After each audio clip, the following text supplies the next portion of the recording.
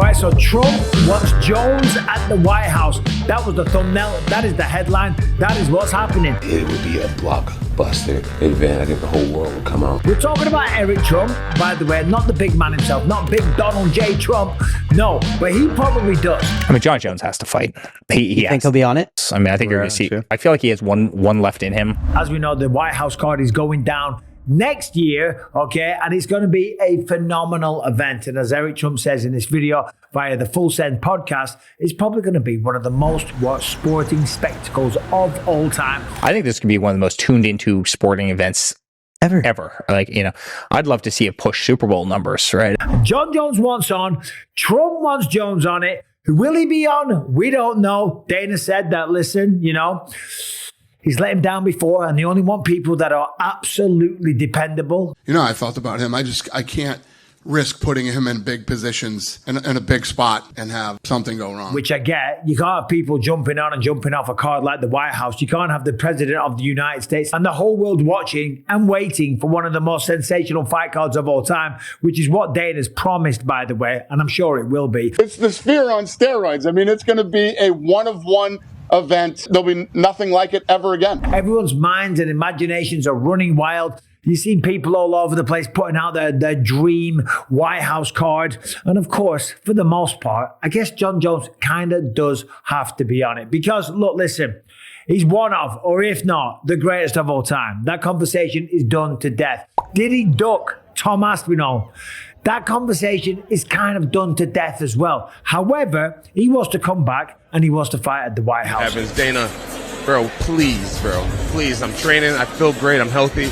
And I would be so honored to represent our country. He did retire when Tom was the champion. He did unretire when Tom was the champion. And now he wants to face Alex Pereira. And Alex Pereira, after he just smoked Magomed Ankalaev, straight away backstage, he was calling out Jon Jones at the White House. Peso pesado. Casa Branca, Jon Jones.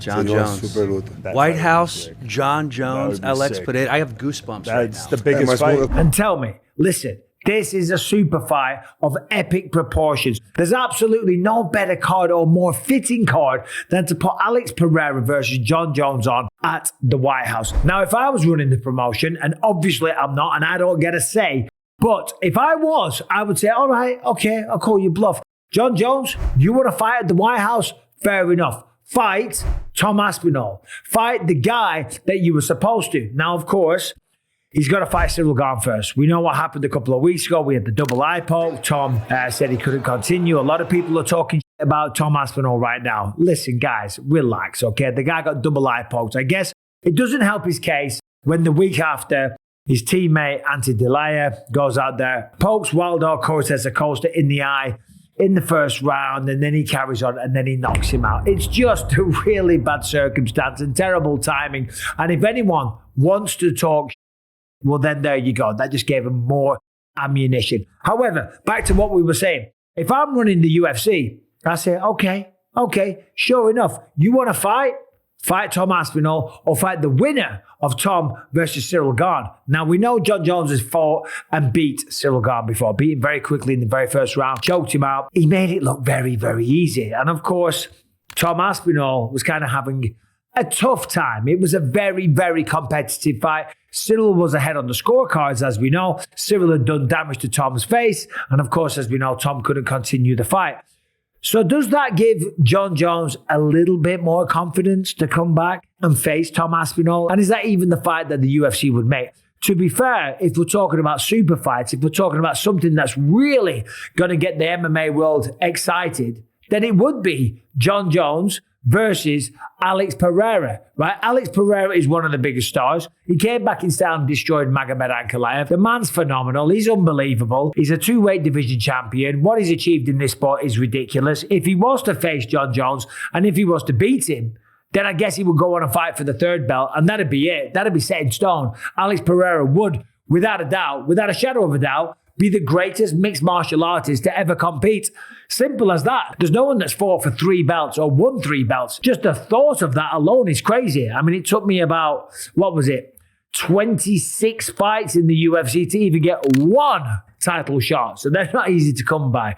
Anyway, so there's that. Now they're talking about Conor McGregor fighting Michael Chandler. That's going to be the fight that happens. We all know about that. There's nothing new there. And the thing is, if Donald Trump wants it, if the president of the United States wants it, and as Eric says in that video, him and Dana are very, very close. I'm super excited. And Dana's become really close to the family. I've become really close to Dana, and he's Dana's the freaking greatest. I love him to death. And no one loves your dad more than Dana too, right? He's the best. Dana is absolutely the greatest. Yeah. You know, and Dana's always been a big supporter, and Donald Trump has always been a big supporter of Dana White and the UFC. If that's the fight that he wants on, then that's the fight that's going to happen. And Conor McGregor's already saying that fight's set in stone. Michael Chandler's been kind of saying it as well. They both appeared on Fox News. They were both talking about it. We're going to go out there. We're going to put leather on his chin as quickly as possible. And Conor McGregor claims that he was negotiating directly with the White House. It ain't a negotiation. Wow. It's a done deal, signed, delivered. McGregor will compete in the White House. Dana White came out and said no one's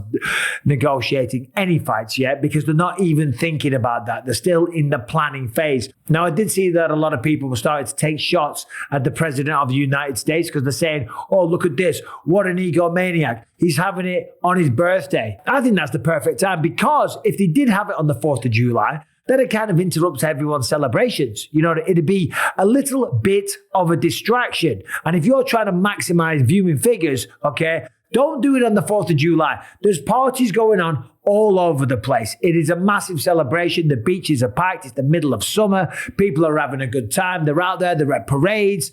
You name it. They're all at barbecues. It's an amazing time in this country, right? They're all getting off on the 1776 vibes, which, by the way, no one in England cares about. And it's not because, right, we're sore losers. Honestly, nobody in the United Kingdom gives a damn about 1776. Let me just tell you that. I didn't even know what it was until I moved here. And then, by the way, when I go back home, I say, hey, do you know what 1776 is? No, they don't. And Americans are always quick to point out, well, obviously, they're not going to teach that one in schools. Listen, fair play to you. Enjoy your birthday and your celebrations. No one in the UK cares, but who cares? It's a fun day, regardless. It really is. But the reality is, if you're trying to maximize viewing figures, you don't want to put it on the 4th of July because people are going to be torn. If you do it a couple of weeks earlier or whenever it is, and I'm not sure when Donald Trump's birthday is, let's say it's 2 weeks earlier, there's going to be no distractions. And you can bet your bottom dollar that everyone, if they're sitting at home, they are tuning in to what will be Paramount TV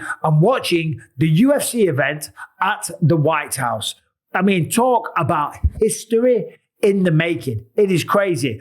Of course, Eric Trump goes on and said, do you think Biden would have done this? No chance. Do you think Obama would have done this? No chance. Yeah, it's the most American thing ever. Right? Yes. Do you think Biden would have done that? Do you think Biden would have led? Of course not. We know this. And he's probably right. They wouldn't have done this, but Donald Trump is doing it. He's a massive fan of the UFC. And I'll tell you what, doing it on his birthday is probably the right idea for the reasons that I said earlier. I mean, we could be talking some wild figures here. And of course, whoever gets to fight on that card, they are going to get some crazy exposure, whether it's Jon Jones, Conor McGregor, whoever it is, right? Because McGregor's already probably the biggest star, the biggest name that the UFC's ever created. It doesn't matter who you are. If you fight on the White House card, if you're the main event on that, your profile is going to explode to an entire new level because almost everyone in the United States, if not the Western world or the free world, or anyone with a TV that has access to watch it,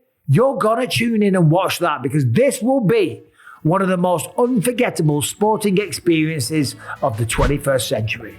Anyway, what do you think about everything that I just said? Let me know in the comment section. Please subscribe and ring the bell. See you soon.